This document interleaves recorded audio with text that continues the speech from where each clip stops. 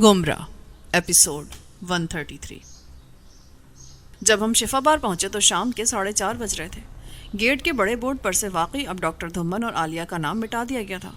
उनकी जगह कोई डॉक्टर SM कुरैशी साहब आ गए थे। क्लिनिक उन्हीं के नाम मुंतकिल हो चुका था। गेट पर मौजूद पहरेदार ने हमें बड़े एहतराम से सलाम किया और मुअद्दिब होकर एक तरफ हट गया। गेट के अंदर हमें एक नई चीज़ नजर आई। वहाँ उन लोगों ने एक इस्तकबालिया तामीर कर दिया था बाएं हाथ, और उसके अंदर एक चिड़िया हमा वक्त फड़फड़ाती रहती थी। हम आगे बढ़ने के बजाय उसके पास जा ठहरे। वो खिड़की में से बात करती थी ताकि किसी को इस्तकबालिया के कमरे में जाने की ज़रूरत पेश ना आए। आबी ने उसे देखकर अपनी टाई दुरुस्त की और बोला, मैडम, हम एक मरीज़ के बारे में मालूम करना चाहते हैं। अगर आपकी इजाज़त हो तो हम उसे देखाएं। जी ज़रूर देखें। क्या नाम है उस मरीज़ का? वो किस लिए यहाँ दाखिल है? उनका नाम विलायत अली है। खातून ने पर्ची पर वो नाम लिखा और बोली, आपका इसमें गिरामी? जी मेरा नाम रफ़ीक गोंदल है, MA LLB, और ये मेरे भाई हैं professor Shafiq Gondal. Oh good, तो आप गोंदल हैं। ये लें, पर्ची साथ रख लें। विलायत अली दूसरे फ्लोर पर 4 नंबर कमरे में होंगे। उनका क्या हाल है अब? मुझे कुछ नहीं पता, आप मालूम कर लें। कोई अजीज़ है वो आपके? दोस्त हैं वो। अच्छा, खुदा हाफिज़। ये कहकर आबी वहाँ से हट गया। हम ज़रा आगे निकले तो मुझे अपनी हिमाकत पर सख्त तैश आया। हम उस खातून से वही मालूम कर सकते थे कि आलिया इस वक्त कहाँ होगी। आबी को बाजू से पकड़कर हम फिर उसी के पास आन पहुँचे। जी फरमाइए, कोई और हुक्म? वो दरअसल आप हमें बता सकती है कि डॉक्टर आलिया और डॉक्टर धुम्मन इस वक्त कहाँ होंगे? जी वो तो अब यहाँ काम नहीं करते, क्लिनिक उन्होंने बेच दिया है, और मैंने तो एक अरसे से उनका नाम भी नहीं सुना। कहते हैं कि वो अमेरिका चले गए हैं। अच्छा, तो ये बात है। मेरा ख्याल था कि विलायत अली उन्हीं के ज़रिए इलाज होंगे। जी नहीं, अब तो डॉक्टर कुरैशी ही काम करते हैं, और उन्होंने 6 डॉक्टर और भी मुलाजिम रखे हैं। बहुत बहुत शुक्रिया खातून, मेरा ख्याल था कि शायद आपको उनके बारे में कुछ इल्म होगा। मैंने उसको सलाम किया और आबी को साथ लेकर इमारत की तरफ चल दिया। हम दूसरी मंजिल पर पहुंचे तो रास्ते में हमें किसी ने भी रोकने की जुर्रत ना की।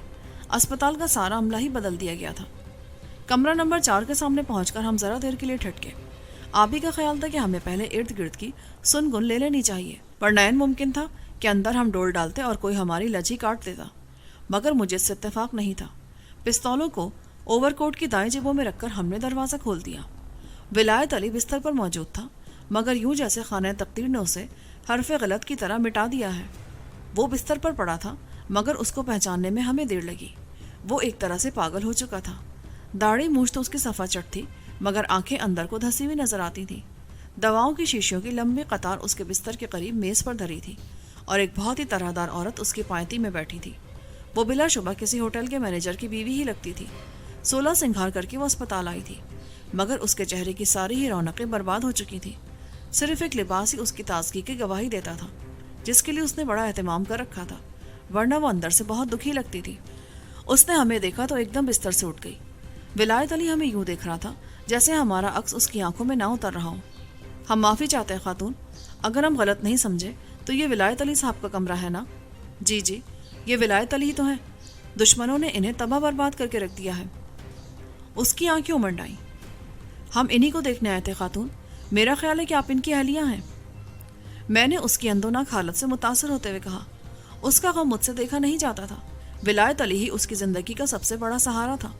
वो तन्हा थी, कमरे में कोई और मौजूद नहीं था। जी मेरा नाम सुरैया विलायत अली है।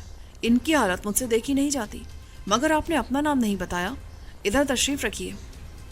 उसने 2 कुर्सियां हमारे आगे रख दी। दरवाज़ा अभी तक हमारे अक़ब में भिड़ा हुआ था, और कोई भी आदमी अचानक अंदर आ सकता था, मगर उस खातून को किसी परेशानी में डालना हमें मंजूर नहीं था। जी मेरा नाम शफीक गोंदल है, और ये मेरे भाई हैं रफ़ीक गोंदल। आबी अभी तक बराह रास्त विलायत अली के चेहरे पर नजरें जमाया हुआ था। उसकी समझ में नहीं आ रहा था कि वो ऐसे मखबूतुल हवास आदमी से क्या बात करे। वो बेचारा कुछ कहता ही नहीं था। उस भंग के प्याले ने उसे वाकई तबाह कर दिया था। आखिर इन्हें हुआ क्या है? इनकी ये हालत कैसे हो गई? खुदा उनका बेड़ा गर्क करे। पता नहीं वो कौन लोग थे। सुना है कि उन्होंने इन 3 आदमियों को सड़क पर राह चलते अगवा कर लिया था, और फिर उनको ऐसी दवाएं पिलाई कि ये अब तक अपने आप में ना आ सके। होश में आते हैं तो अजीब अजीब बातें करते हैं। डॉक्टर सारा जोर लगा चुके हैं, मगर वो कौन लोग थे? कैसे अगवा कर लिया उन्होंने इनको? मुझे तो कुछ नहीं पता। किसी से इनकी दुश्मनी भी नहीं थी। मैं तो आज तक इस राज को समझ नहीं सकी हूँ। आप कहती हैं कि 2 आदमी इनके साथ और भी थे? जी हाँ, उनमें से रशीद तो ख़त्म हो चुका है। اس کی لاش پرسوں یہاں سے واپس گئی تھی. خدا میرے شوہر کو بچا لے, میں تو برباد ہو گئی ہوں. اس نے ولایت علی پر ایک نگاہ ڈالتے ہوئے کہا. وہ ہڈیوں کا ڈھانچہ بن چکا تھا, صرف اس کے چہرے کے نقوش ہی پہچانے جا سکتے تھے, ورنہ ولایت علی تو وہاں تھا ہی نہیں. ولایت علی نے ہمارے کام میں ایسی رکاوٹ ڈال دی کہ ہمارا وہاں جانا ہی بیکار ہو گیا تھا. مجھے یہ بتائیں کہ ان کو کس نے اغوا کر لیا تھا؟ مجھے کچھ نہیں معلوم بھائی جی. مجھ بدنصیب سے تو یہ ہر چیزیں چھپا لیا کرتے تھے. وہ تیسرا آدمی کون تھا؟ کیا نام تھا اس کا؟ اس کا نام تاجور ہے. وہ ابھی زندہ ہے مگر اس کا حال بھی مردوں سے بدتر ہے. وہ ہر وقت پیالے پیالے کی رٹ لگاتا رہتا ہے. ولایت علی تو ایسا نہیں کرتے, مگر ان کی چپ ہمیں لے ڈوبی ہے. بظاہر انہیں کوئی بھی مرض نہیں ہے. ڈاکٹرز کہتے ہیں کہ یہ ٹھیک ہو جائیں گے, مگر کب ٹھیک ہوں گے؟ یہ ان کے دماغ پر گہرا اثر پڑا ہے. بہرحال اللہ بہتر کرے گا, یہ انشاءاللہ ٹھیک ہو جائیں گے. پتہ نہیں یہ کب ٹھیک ہوں گے. گھر میں دھول اڑنے لگی ہے. یہ کچھ کرنے کے قابل ہوں تو مجھے بینک سے کچھ روپیہ نکلوا دیں, مگر یہ تو وہ بھی نہیں کر سکتے. وہاں تو ان کے نام کافی روپیہ جمع ہوگا. جی ہاں, سنا ہے کہ 2-3 جگہ پر ان کا حساب کھلا ہوا ہے, مگر گھر میں اب کچھ بھی باقی نہیں رہا. ان کے علاج پر میرے زیور بھی خرچ ہو گئے. کہتے ہیں کہ بینک میں ان کے کوئی 60-70 ہزار جمع ہیں. کوئی بات نہیں, ان کے لیے اب 2 دعائیں مانگے کہ اللہ یا تو انہیں زندگی دے اور یا پھر شام تک انہیں اوپر اٹھا لے. اس کے سوا اور کیا کر سکتی ہیں؟ آبی نے صورتحال کی سنگینی کی پرواہ نہ کرتے ہوئے کرسی سے اٹھتے ہوئے کہا. اسے اس عورت کے آنسو متاثر نہیں کر سکے تھے. یہ کیا کہہ رہے ہیں آپ؟ کس قدر سنگ دل ہیں آپ. میں ان کی موت کی دعا کیسے مانگ سکتی ہوں؟ میرا تو سب کچھ یہی ہے. وہ ایک دم بپھر کر کرسی سے اٹھی. اس کی آنکھیں غصے سے لال ہونے لگی. یہ ایسے ہی مذاق کر رہے ہیں. اللہ بہتر کرے گا. ابھی یہ 2000 روپے میں آپ کے پاس چھوڑ رہا ہوں, پھر کسی وقت آؤں گا. میں نے جیب سے 2000 روپے نکال کر ولایت علی کے پلنگ پر ڈال دیے. وہ عورت کچھ مطمئن سی ہو گئی, مگر پھر بھی اس نے نوٹ اٹھا کر میری طرف بڑھائے اور بولی. نہیں بھائی جی, یہ آپ رکھ لیں. آپ کی ہمدردی کا شکریہ. میں نے اس لیے تو اپنی تنگی کا ذکر آپ سے نہیں کیا تھا. جی نہیں, یہ تو ہمارا فرض ہے. آخر کو یہ ہمارے دوست ہیں. ہم پھر آئیں گے. یہ کہہ کر میں نے آبی کو ساتھ لیا اور ہم اسی وقت اس کمرے سے باہر نکل آئے. ہم برآمدے میں نکلے تو عین اس وقت مجھے حیدر سامنے سے آتا دکھائی دیا. وہ سیڑھیاں چڑھنے کے بعد اپنا دم درست کرنے کے لیے لمبے لمبے سانس لے رہا تھا. اس نے ہاتھ میں پھلوں کی ٹوکری پکڑ رکھی تھی اور میرا یہ خیال تھا کہ وہ سیدھا ولایت علی کے کمرے کی طرف جا رہا ہے. بلا شبہ حیدر کو معلوم ہوگا کہ عالیہ اس وقت کہاں ٹھہری تھی. اس سے ہم بیش بہا معلومات حاصل کر سکتے تھے, مگر حیدر ہمیں ایسی جگہ ملا تھا کہ ہم اس پر وہاں براہ راست ہاتھ نہیں ڈال سکتے تھے. برآمدے میں لوگوں کی بھیڑ تھی. ان میں کلینک کا عملہ بھی شامل تھا اور مریضوں کے لواحقین بھی. ایک بات البتہ ظاہر تھی کہ اس ڈرامے کے سارے کردار اب ہمارے سامنے تھے. ایک ذرا ڈھنگ سے ان پر ہاتھ ڈالنے کی ضرورت تھی. دیکھ ابھی, یہ حیدر ہے جس نے صدری پہن رکھی ہے. اچھا تو پھر میں نیچے چلتا ہوں. ادھر پچھلے باغ میں تیرا انتظار کروں گا. تم جس طرح بھی ہو سکے اس کو لے کر باہر آ جاؤ. میرا خیال ہے کہ یہ تمہیں ہرگز نہیں پہچان سکے گا. ہاں یہ ٹھیک ہے, تم چلو, میں اس کو لے کر وہاں پہنچتا ہوں. آبی کی یہ بات سن کر میں 2 آدمیوں کے عقب میں چلتا ہوا سیڑھیوں سے نیچے اتر گیا. حیدر کی صحت پہلے سے بہتر تھی. وہ موٹا بھی ہو چکا تھا اور اس کی وہ فالتو چربی اسے آگے چلنے نہیں دیتی تھی. سیڑھیاں اتر کر میں نے ادھر ادھر نگاہ ڈالی, مگر جب مجھے کوئی بھی شناسا چہرہ نظر نہ آیا تو میں عمارت سے باہر نکل گیا اور عقبی باغ میں جا ٹھہرا. آبی کوئی 15 منٹ بعد باغ میں آیا, اس حال میں کہ حیدر اس کے پہلو سے لگا ہوا تھا. آبی نے اپنا پستول رومال میں لپیٹ کر اس کی پسلی سے لگا رکھا تھا. حیدر کا رنگ فق ہو رہا تھا. آبی میری طرف بڑھا تو حیدر بھی دکنے لگا, مگر آبی نے اسے غیر محسوس طریقے سے ایک ٹہوکا دیا تو وہ الٹ کر میری طرف بڑھایا. وہ مجھے ابھی تک پہچان نہیں سکا تھا. وہ میرے قریب آیا تو میں اٹھ کھڑا ہوا. اس نے مجھے بڑی گہری نظروں سے دیکھا تو اچانک اس کے ذہن میں ماضی کا غلام جیلانی ابھر آیا. کیا حال ہے حیدر, بہت دنوں بعد ملے ہو. میں نے اس کے دونوں ہاتھ پکڑ کر اسے اپنی طرف کھینچا. اس کا رنگ ابھی تک اڑا ہوا تھا. آبی نے اسے زیادہ ہی دہشت زدہ کر دیا تھا. وہ بولا, یہ ادھر آ نہیں رہا تھا. بڑا ڈھیٹ آدمی ہے. پستول سے البتہ ڈر جاتا ہے, شاید موت سے ڈرتا ہے. حیدر میری طرف نہیں جھکا. وہ ہاتھ چھڑا کر وہیں کھڑا رہا. نہیں بھائی, یہ اپنا بہت پرانا یار ہے. اس کی خدمتیں یاد آتی ہیں تو کلیجہ منہ کو آنے لگتا ہے. آج کل کیا کر رہے ہو حیدر؟ تم کچھ موٹے ہو گئے ہو. تمہاری ہی وجہ سے مجھے اغوا کیا گیا ہے. نہیں یار, کون کہتا ہے کہ تم اغوا ہو گئے ہو؟ ابھی تو تم یہاں ہی موجود ہو اور بہت سے لوگ یہاں بیٹھے ہیں. دراصل تم سے ہمیں ایک ضروری کام تھا. کیا کام تھا؟ کوئی ٹیکسی روک یار, حیدر کو آج ہم فلم دکھائیں گے. میں نے اسے باڑ کے اندر بنے چھوٹے سے راستے میں سے زبردستی گزارتے ہوئے کہا کہ کیا کرتے ہو تم؟ مطلب کیا ہے تمہارا؟ آواز بند کر لے حیدر، ورنہ ہم تیرا ابھی جھٹکا کر دیں گے، چل ادھر۔ یہ کہہ کر میں نے اسے اپنے آگے دھکیلا اور ہم باڑ کے عقب میں جا پہنچے۔ ایک ڈرائیور سواریوں کو اتار کر واپس جا رہا تھا۔ آبی نے اسی ٹیکسی کو روکا اور ہم حیدر کو اس میں بٹھا کر فوراً ہی باہر نکل گئے۔ آبی کا پستول ابھی تک حیدر کی پسلی سے لگا تھا اور اسے معلوم تھا کہ ہم کس قماش کے آدمی ہیں۔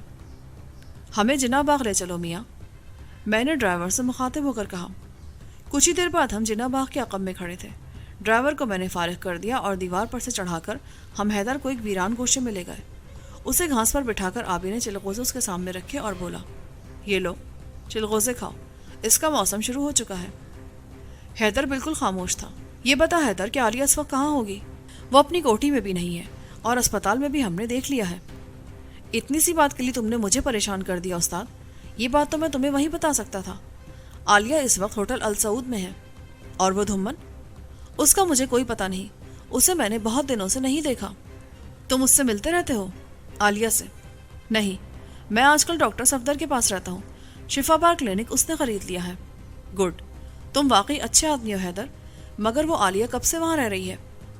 کچھ ہی دن پہلے وہ امریکہ سے آئی تھی، جب سے اب تک وہ ہوٹل میں ہی رہ رہی ہے۔ کمرہ نمبر تو تمہیں یاد ہوگا؟ وہ ہوٹل کچھ اس طرح کا ہے کہ اس میں الگ الگ سوٹ بنے ہوئے ہیں۔ وہ 11 نمبر میں رہ رہی ہے۔ اس کے پاس 3 کمرے ہیں، چوتھا کمرہ اس نے اپنے ملازموں کو دے رکھا ہے۔ سنا ہے کہ وہ اپنے ساتھ مسلح محافظ رکھتی ہے۔ اب اس کا مجھے علم نہیں، میری اس سے ملاقات بہت کم ہوتی ہے۔ کبھی وہ شفا بار آئے تو سلام کے لیے حاضر ہو جاتا ہوں۔ ہم نے تمہیں بہت تکلیف دی حیدر، لیکن ہماری اس ملاقات کا تم کسی سے ذکر نہ کرو تو ہم تمہیں آزاد کر دیں گے، مگر وعدہ پکا کرنا ہوگا، ورنہ ہم تمہیں ادھر ہی گاڑ دیں گے۔ آبی نے اس کے قریب ہو کر سرگوشی کی۔ حیدر کچھ سٹپٹا سا گیا۔ ایسا ہی ہوگا، میں کسی سے اس بات کا ذکر نہیں کروں گا، ویسے بھی عالیہ سے میرا اب کوئی واسطہ نہیں ہے۔ ٹھیک ہے، اب تم جاؤ، یہ لو 100 روپیہ حاضر ہے، ٹیکسی لے کر سیدھے شفا بار چلے جاؤ۔ آبی نے اس کو نوٹ دیا۔ حیدر نے پیسے مٹھی میں پکڑے اور اسی وقت وہاں سے اٹھ گیا۔ خدا حافظ استاد، خدا تمہاری حفاظت کرے، مجھے ڈر ہے کہ تمہاری رسی اب زیادہ دراز نہیں رہی ہے۔ میں تیرا مطلب سمجھ رہا ہوں حیدر، مگر میری رسی عالیہ کی رسی کے بعد ہی ختم ہوگی، اور مجھے امید ہے کہ تمہیں مجھ سے بہت ہمدردی ہے، اسی لیے تو میں خدا سے تمہاری حفاظت کی دعا کرتا ہوں۔ اچھا، اب اجازت دو۔ یہ کہہ کر اس نے بڑی محبت سے میرا ہاتھ پکڑا اور پھر آبی کو بھی سلام کر کے وہ دیوار پھلانگ کر باغ سے باہر نکل گیا۔ ہم بڑی دیر تک باغ میں بیٹھے رہے، کھانا بھی ہم نے وہیں کھایا، یہاں تک کہ شام آ گئی۔ حیدر کی طرف سے ہم بالکل مطمئن تھے، ہمیں یقین تھا کہ وہ کسی سے ہمارا ذکر نہیں کرے گا، حالانکہ ہم نے اس سے کوئی اچھا سلوک نہیں کیا تھا، پھر بھی میں سمجھتا تھا کہ وہ عالیہ سے ہمارا تذکرہ نہیں کرے گا۔ رات نے جب شہر پر اپنا تسلط جما لیا تو ہم سیدھے ہوٹل السعود جا پہنچے۔ کئی ایکڑ رقبے پر پھیلا وہ ہوٹل ہمیں بھی احساس دلاتا تھا کہ لوگ وہاں باقاعدہ کنبوں کی صورت میں رہ رہے ہیں۔ استقبالیہ پر موجود خاتون سے ہم نے کہا کہ ہم ڈاکٹر عالیہ سے ملنا چاہتے ہیں، تو اس نے قطعاً لا علمی کا اظہار کیا۔ وہ بولی، اس نام کی تو کوئی خاتون یہاں نہیں رہتی ہیں جناب۔ اور ڈاکٹر دھمن، ان کو تو آپ جانتی ہوں گی؟ جی نہیں، یہ نام بھی ہمارے لیے اجنبی ہے۔ تو اس کا مطلب یہ ہے کہ ہمیں غلط اطلاع دی گئی ہے۔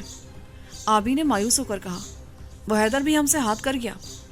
نہیں یار، وہ غلط نہیں کہہ رہا تھا، ادھر آؤ، ادھر 11 نمبر میں چلتے ہیں، میرا خیال ہے کہ وہ ادھر ہی رہتی ہے۔ میں نے آبی کو اپنے پیچھے آنے کے لیے کہا۔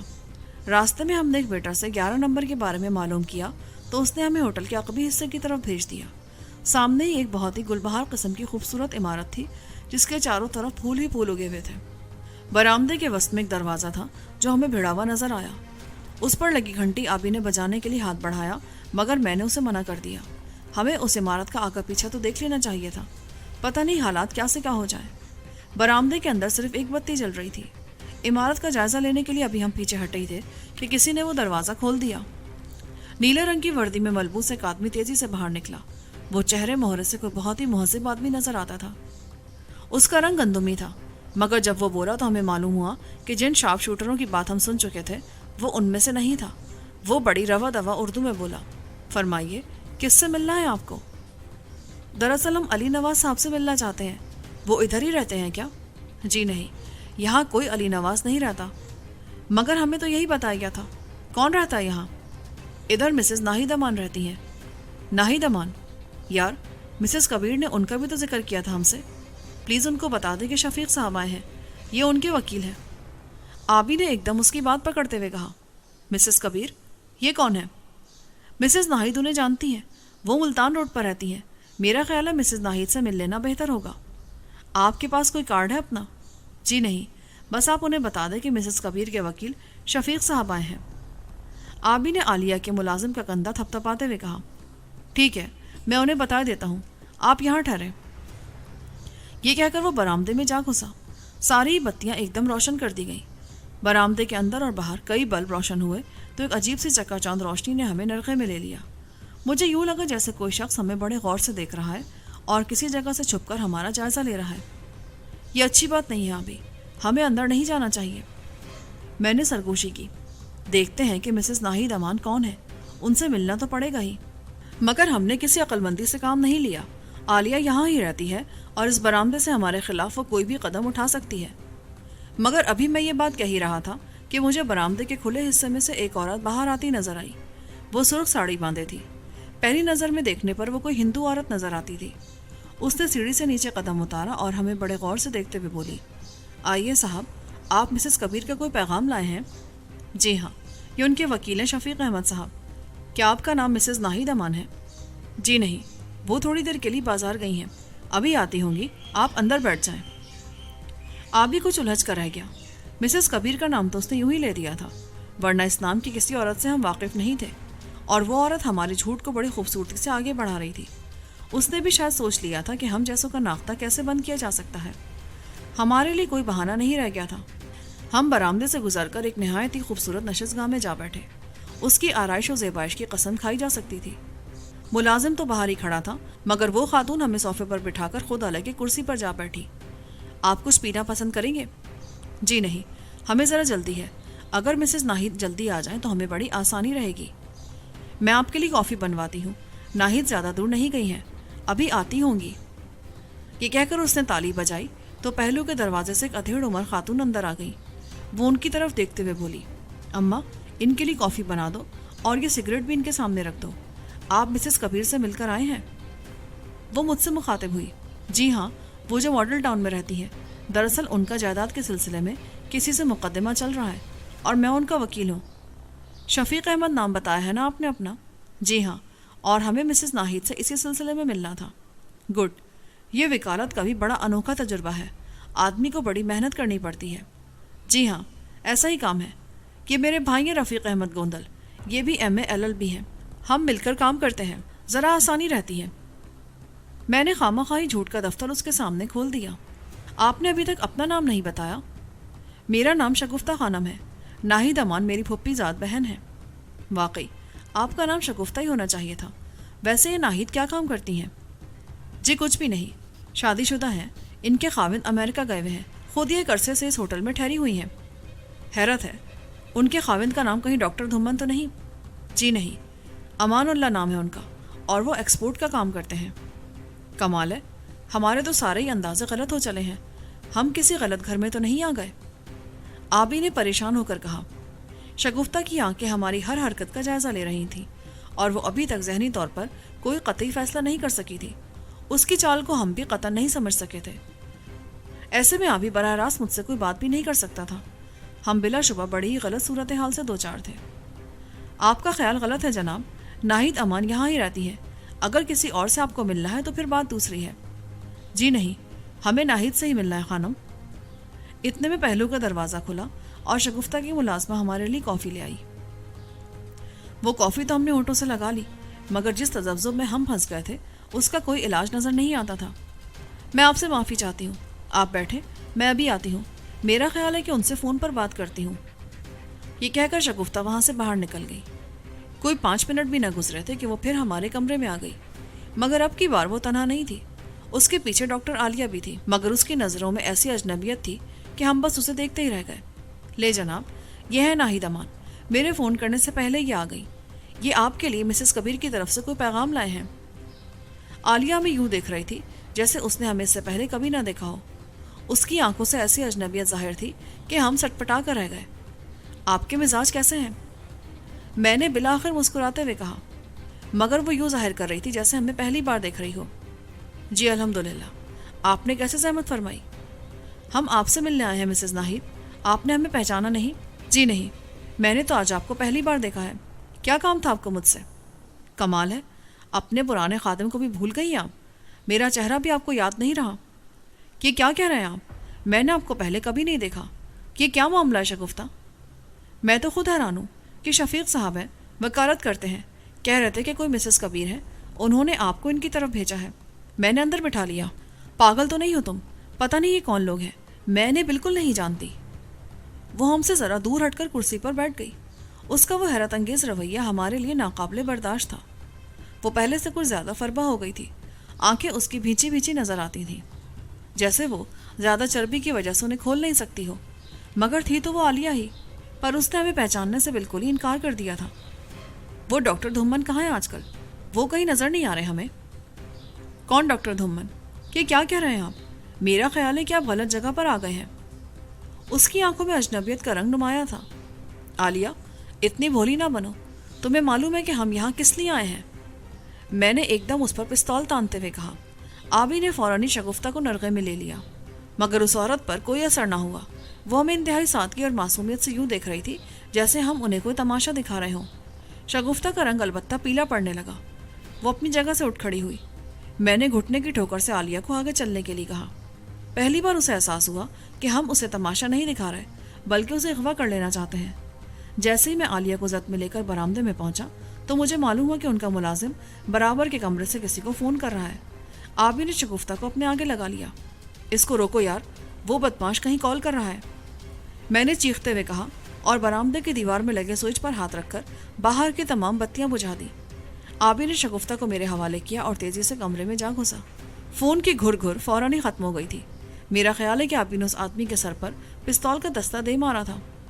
جب وہ کمرے سے نکل کر برآمدے میں آیا تو میں اس وقت ان دونوں عورتوں کو لے کر دائیں ہاتھ پر بنے گیراج میں جا گھسا تھا. وہاں ایک بہت عمدہ گاڑی کھڑی تھی اور اس کی چابیاں اندر ہی تھی.